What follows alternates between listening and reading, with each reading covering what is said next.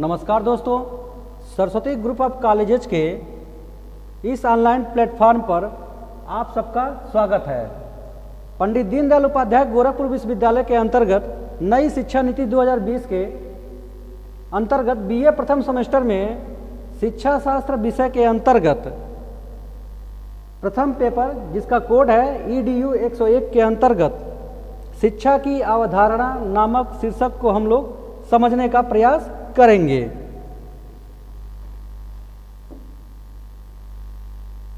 इस क्लास परिचर्चा में सम्मिलित विषय सूची हमारी होगी शिक्षा की अवधारणा।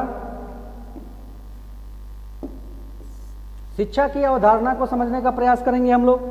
दूसरा जो होगा वो शिक्षा का शाब्दिक अर्थ कैसे निकला हुआ है, इस बात को हम लोग समझने का प्रयास करेंगे। भारतीय दृष्टिकोण से शिक्षा शब्द की उत्पत्ति किस प्रकार मानी गई है, इस चीज़ को हम समझने का प्रयास करेंगे, परिचर्चा करेंगे इसमें। आज शिक्षा की विभिन्न अवधारणाएं क्या क्या हैं, इस विषय को हम लोग कवर करेंगे। फिर हम लोग समझने का प्रयास करेंगे शिक्षा की व्यापक अर्थ में शिक्षा का क्या रोल माना जाता है, या शिक्षा के व्यापक अर्थ में शिक्षा किसको कहा जाता है, इसको समझने का प्रयास करेंगे हम लोग। फिर अगला जो होगा हम लोगों का शिक्षा का सीमित या संकुचित अर्थ क्या होता है, उसको समझने का प्रयास करेंगे।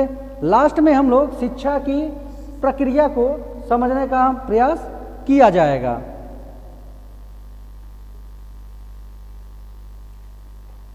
तो पहला हम लोग का समझने का प्रयास करेंगे शिक्षा की अवधारणा, जिसको कहते हैं कॉन्सेप्ट ऑफ एजुकेशन, क्या होता है, इस चीज को हम समझने का प्रयास करेंगे। अति प्राचीन काल से शिक्षा की अवधारणा विचारकों तथा दार्शनिकों के मस्तिष्क को आंदोलित करती आ रही है। ये कहा जाता है कि अति प्राचीन काल से शिक्षा की अवधारणा क्या है, उसका संप्रत्यय क्या है, ये जानने के लिए जितने भी दार्शनिक हुए हैं, जितने भी विद्वान हुए हैं, उनके मस्तिष्क में ये चीज़ें आती रही हैं कि शिक्षा आखिर किस चीज़ को कहा जाए। जैसा कि हम जानते हैं शिक्षा शब्द एक व्यापक विभिन्न गुणों से भरा हुआ है। शिक्षा शब्द का कोई एक रूप नहीं है, एक अर्थ नहीं है, एक गुण नहीं है, ये विभिन्न अर्थों में विभिन्न गुणों को लिए हुए है। इसी कारण इसको सार रूप में परिभाषित करना कठिन है, इसीलिए शिक्षा को परिभाषित करना मुश्किल माना जाता है। जीवशास्त्री, धर्म प्रवर्तक, मनोवैज्ञानिक, दार्शनिक, कूटनीतिज्ञ, शिक्षक, अभिभावक, राजनीतिज्ञ, अर्थशास्त्री आदि सभी इनको अपने विभिन्न अर्थों में परिभाषित करते रहे हैं। तो जैसा कि आप लोग देख लिए कि इतने तरीके के दार्शनिक हैं, मनोवैज्ञानिक हैं, वैज्ञानिक हैं, कूटनीतिज्ञ हैं, शिक्षक हैं, तमाम क्षेत्र के लोगों ने इसको अपने अपने अर्थों में परिभाषित करने का कार्य किया हुआ है। इसी कारण शिक्षा बहु अर्थ लिए हुए है, इसका कोई एक अर्थ निकालना मुश्किल होता है, ये तमाम अर्थों में प्रयोग की जाती है। प्रत्येक व्यक्ति जो इस शब्द को पढ़ता है या सुनता है या इसको अपने हित की दृष्टि से परिभाषित करता है, जो लोग इसको जिस रूप में समझना चाहते हैं शिक्षा को, वो अपने हित की दृष्टि से शिक्षा को परिभाषित करने का कार्य सदियों से करते हुए आ रहे हैं। शिक्षक इस शब्द की व्याख्या इस प्रकार करता है कि यह बालक को एक नवीन मानव बनाने में सहायता प्रदान करती है, साथ ही समाज तथा राष्ट्र के लिए भी उपयोगी मानी जाती है। शिक्षा, हम जानते हैं शिक्षा ही एक ऐसा साधन है जो मनुष्य का सर्वांगीण विकास करने का कार्य करती है। सर्वांगीण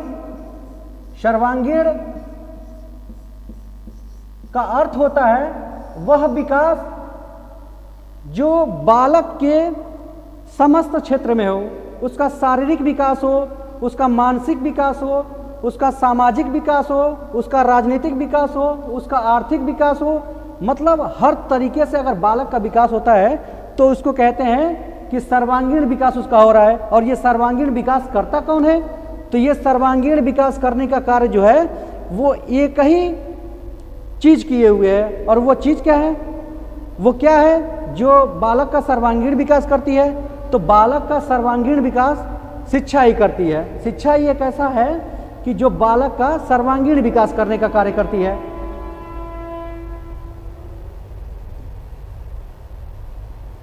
अब हम समझने का प्रयास करते हैं कि शिक्षा का शाब्दिक अर्थ कहां से निकला हुआ है। शिक्षा के अर्थ क्या होता है, उसका अर्थ क्या है? तो शिक्षा का शाब्दिक अर्थ जो है, शिक्षा का शाब्दिक अर्थ जो है उसको इंग्लिश में शिक्षा को अंग्रेजी में एजुकेशन के नाम से जानते हैं। और एजुकेशन जो शब्द है वो लैटिन भाषा के एजुकेटम शब्द से माना जाता है, जिसका अर्थ होता है शिक्षित करना।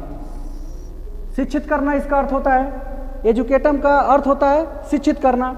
एजुकेटम शब्द वास्तव में दो शब्दों ई और ड्यूको से मिलकर बना हुआ है, जहां ई का अर्थ होता है आउट ऑफ और ड्यूको का अर्थ होता है टू एक्सट्रैक्ट आउट। अगर हम इन दोनों शब्दों को मिलाते हैं तो एजुकेशन का एक शाब्दिक अर्थ बनता है आंतरिक को बाहर निकालना। कुछ शिक्षाविद एजुकेशन शब्द की उत्पत्ति लैटिन भाषा के विभिन्न शब्दों से मानते हैं। कुछ और शब्द हैं जिससे भी एजुकेशन शब्द की उत्पत्ति मानी जाती है, जिसमें एक एजुसियर है जिसका अर्थ है आंतरिक का बाहर की ओर प्रक्षेपण करना। मतलब जो हमारे आंतरिक शक्तियां हैं उनको बाहर की ओर फेंकना ही या बाहर की ओर निकालना ही शिक्षा होती है। एक एजुकेयर होता है जिसका अर्थ है आगे बढ़ाना, बाहर निकालना या विकसित करना। एजुकेयर का मतलब होता है। अब हम समझते हैं कि भारतीय दृष्टिकोण से शिक्षा शब्द की उत्पत्ति क्या है। तो जैसा कि हम जानते हैं शिक्षा का शाब्दिक अर्थ है, शिक्षा शब्द संस्कृत भाषा का एक शब्द है जो शिक्ष धातु में अप्रत्यय लगाने से बना हुआ है। शिक्ष में अप्रत्यय लगाने से शिक्षा बना हुआ है, जिसका अर्थ होता है सीखना या सिखाने की प्रक्रिया। विद्या ग्रहण करना ही शिक्षा माना जाता है भारतीय दृष्टिकोण में। भारतीय मनीषियों ने विद्या को दो भागों में विभक्त किया है, पराविद्या और अपराविद्या। पराविद्या उस विद्या को कहते हैं जो उच्च शिक्षा से संबंधित होती है, उच्च शिक्षा से संबंधित होती है या जिसमें स्वयं से संबंधित शिक्षा का ज्ञान प्राप्त किया जाता है, या जिसमें स्वयं की शिक्षा का ज्ञान प्राप्त किया जाता है। स्वयं की शिक्षा का ज्ञान प्राप्त किया जाता है। इसके अलावा परम सत्य या पारलौकिक ज्ञान को महत्व दिया जाता है। किसमें? तो ये पराविद्या में होता है। दूसरी जो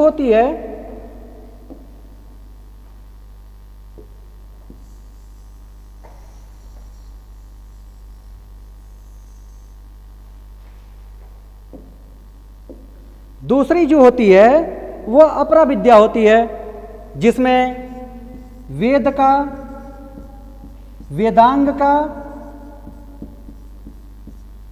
ज्ञान प्राप्त किया जाता है। तो हम लोगों ने समझा भारतीय दृष्टिकोण से शिक्षा शब्द की उत्पत्ति क्या है। शिक्षा की विभिन्न अवधारणाएं भी हैं, वेरियस कॉन्सेप्ट ऑफ एजुकेशन, जिसमें शिक्षा को कई रूपों में माना जाता है। तो पहला है शिक्षा मानव के विकास का प्रयास है।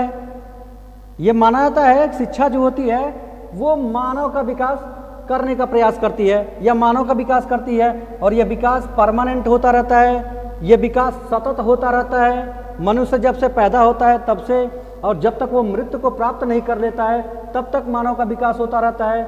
यह माना जाता है कि जिस दिन मानव का विकास होना बंद हो जाए या मनुष्य का विकास होना जिस दिन बंद हो जाए, वो वहाँ से फिर उसका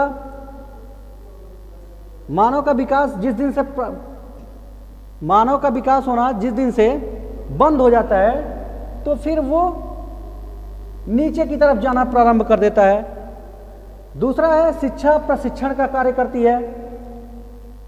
ये सही बात है, शिक्षा जो होती है वो एक मनुष्य को अच्छा बनाने के लिए उसका प्रशिक्षण करती है, उसको ट्रेनिंग देने का कार्य करती है। शिक्षा मार्गदर्शन का कार्य करती है। शिक्षा हमें रास्ता दिखाने का कार्य करती है कि हमें जीवन में किस प्रकार से आगे जाना है, किस नई ऊंचाइयों को छूना है, कौन सा रास्ता हमारे लिए अच्छा होगा, किस रास्ते के द्वारा हम विकास कर सकते हैं, किस रास्ते के द्वारा हम अपने जीवन को नई ऊंचाइयों पर ले जा सकते हैं, नई चुनौतियों का सामना कर सकते हैं। शिक्षा जो है वो समग्र अभिवृद्धि है। समग्र अभिवृद्धि का मतलब है शिक्षा हमारा संपूर्ण तरीके से ग्रोथ करती है। फिर अगला एक शिक्षा व्यवहार का रूपांतरण है। शिक्षा जो है वो व्यवहार में हमारे दिखाई देती है, ये व्यवहार को बदलने का कार्य करती है, व्यवहार को ऊंचाई की तरफ ले जाती है, अच्छे व्यवहार की तरफ हमें ले जाती है। तो ये शिक्षा के द्वारा ही हमें दिखाई देता है। शिक्षा मुक्ति भी है। शिक्षा जो हमें होती है वो हमें मुक्ति दिलाने का कार्य करती है, हमें परम सत्ता के पास ले जाने का कार्य करती है, हमें इस जीवन से, इस जन्म मरण के जीवन से मोक्ष प्रदान करने का कार्य करती है। शिक्षा एक उत्पाद भी है, शिक्षा एक प्रोडक्ट भी है, शिक्षा एक प्रभाव माना जाता है। शिक्षा जो है वो एक प्रभाव है, इन्फ्लुएंस है। जैसे ही हम जानते हैं कि शिक्षा जैसे ही हम ग्रहण करते जाते हैं तो हमारे व्यक्तित्व में प्रभाव आ जाता है, हमारे सर्वांगीण रूप से हमारा प्रभाव आने लगता है, हमारा समाज में प्रभाव बढ़ने लगता है। तो शिक्षा की विभिन्न अवधारणाएं में ये सारी चीजें मानी गई हैं। अगला हम जानते हैं शिक्षा के व्यापक अर्थ में शिक्षा किसको कहा जाता है। तो जैसा हम जानते हैं कि प्रत्येक प्राणी अपनी जाति में जन्म लेता है तथा उसके बीच रहकर अपनी जातियों के प्राणियों की तरह चलना फिरना, खाना पीना, सुनना, बोलना तथा अनेक प्रकार की क्रियाएं करना सीखता है।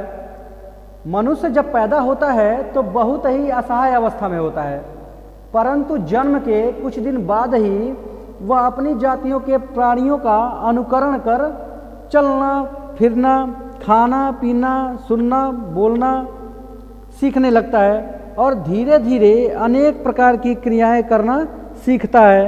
वह सबसे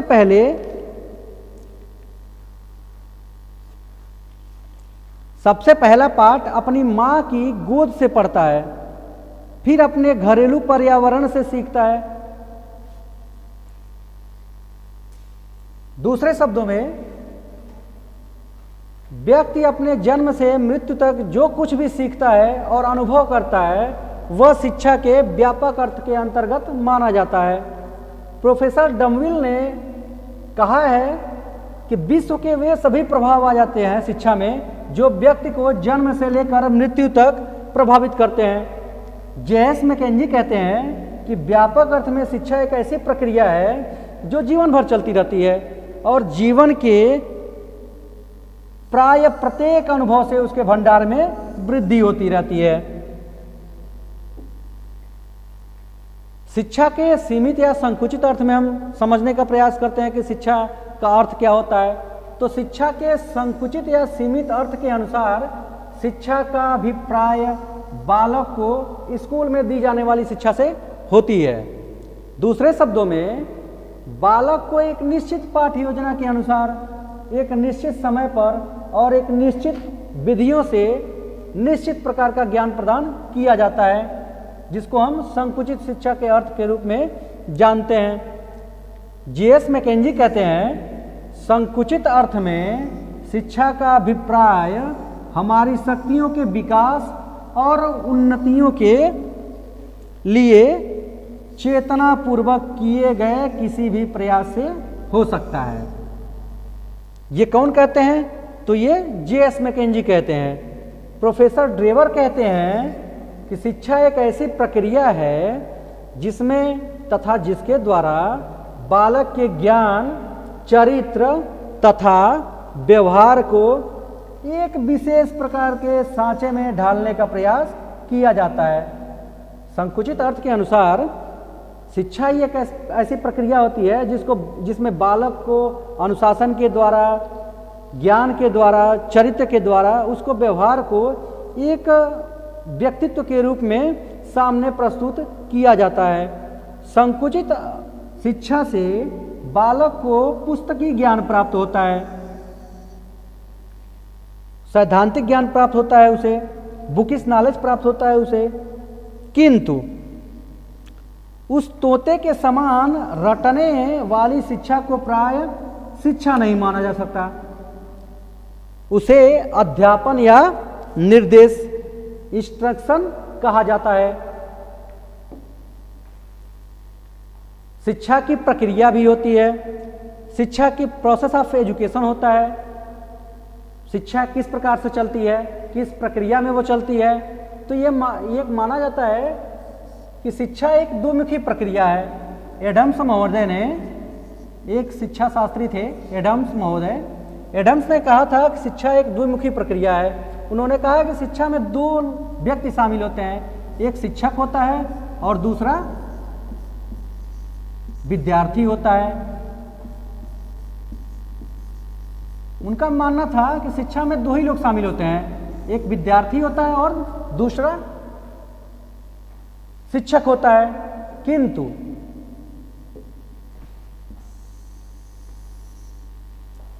किंतु दूसरा है शिक्षा आजीवन चलने वाली प्रक्रिया है। यह माना जाता है कि शिक्षा जो होती है वह आजीवन चलती रहती है।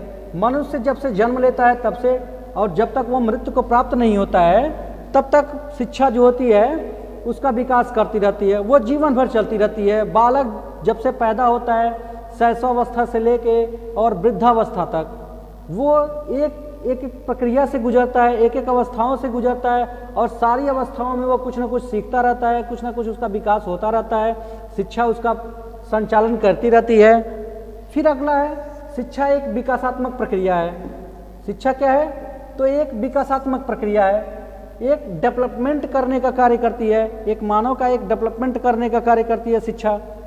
फिर अगला है शिक्षा एक समग्र विकास का कार्य करती है।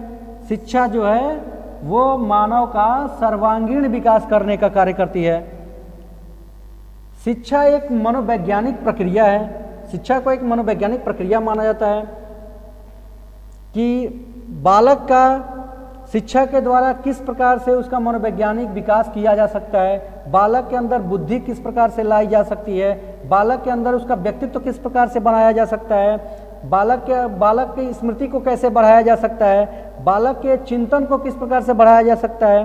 तो ये सारी चीज़ें एक मनोवैज्ञानिक प्रक्रिया के अंतर्गत शिक्षा को माना जाता है। अगला है कि शिक्षा एक उद्देश्य युक्त प्रक्रिया है। एजुकेशन जो होती है उसका कुछ ना कुछ उद्देश्य होता है। बिना उद्देश्य के जो शिक्षा होती है वो एक उद्देश्य विहीन होने के कारण शिक्षा जो है उसका कोई प्रभाव नहीं पड़ता है। फिर अगला एक शिक्षा प्रक्रिया और परिणाम दोनों है। शिक्षा एक प्रोसेस भी है और शिक्षा एक रिजल्ट भी है। अगला है शिक्षा सैद्धांतिक भी है और शिक्षा क्रियात्मक भी है। हम जानते हैं कि शिक्षा जो होती है वो सैद्धांतिक भी होती है और शिक्षा जो होती है वो क्रियात्मक भी होती है। ये भी जानते हैं हम लोग कि दर्शन जो होता है वो शिक्षा का सैद्धांतिक पक्ष होता है और जो शिक्षा होती है वो उसका क्रियात्मक रूप होता है। शिक्षा एक त्रिमुखी प्रक्रिया है। जॉन डीवी मानते हैं, जॉन डीवी महोदय हैं, वो मानते हैं कि शिक्षा जो है वो एक त्रिमुखी प्रक्रिया है। मतलब शिक्षा में तीन लोग शामिल होते हैं। एक उसका एक शिक्षक शामिल होता है, दूसरा बालक शामिल होता है और तीसरा उसका पाठ्यक्रम शामिल होता है। तो ये 3 लोग मिलके शिक्षा का निर्माण करते हैं या शिक्षा की प्रक्रिया को चलाने का कार्य करते हैं। फिर अगला एक शिक्षा एक बहुमुखी प्रक्रिया है। शिक्षा के बहुत रूप होते हैं, वो कई तरीके से उसकी प्रक्रिया कई तरीके की होती है, वो कई रूपों में दिखाई देती है हमें। फिर अगला एक शिक्षा एक सामाजिक प्रक्रिया है। शिक्षा हमें हमारे अंदर सामाजिकरण करने का कार्य करती है। तो हम लोगों ने समझा शिक्षा की अवधारणा के अंतर्गत निम्न बिंदुओं को हम लोगों ने चर्चा किया। अब हम अगले क्लास में निम्न बिंदुओं पर चर्चा करेंगे। पहला है शिक्षा द्विमुखी प्रक्रिया कैसे है, इस चीज को हम समझने का प्रयास करेंगे। शिक्षा एक त्रिमुखी प्रक्रिया है, इसको समझने का प्रयास किया जाएगा। शिक्षा बहुमुखी प्रक्रिया है, इस बात को हम समझने का प्रयास करेंगे। और शिक्षा एक सामाजिक प्रक्रिया किस प्रकार से है, इस चीज को भी हम अगले क्लास में समझने का प्रयास करेंगे। धन्यवाद।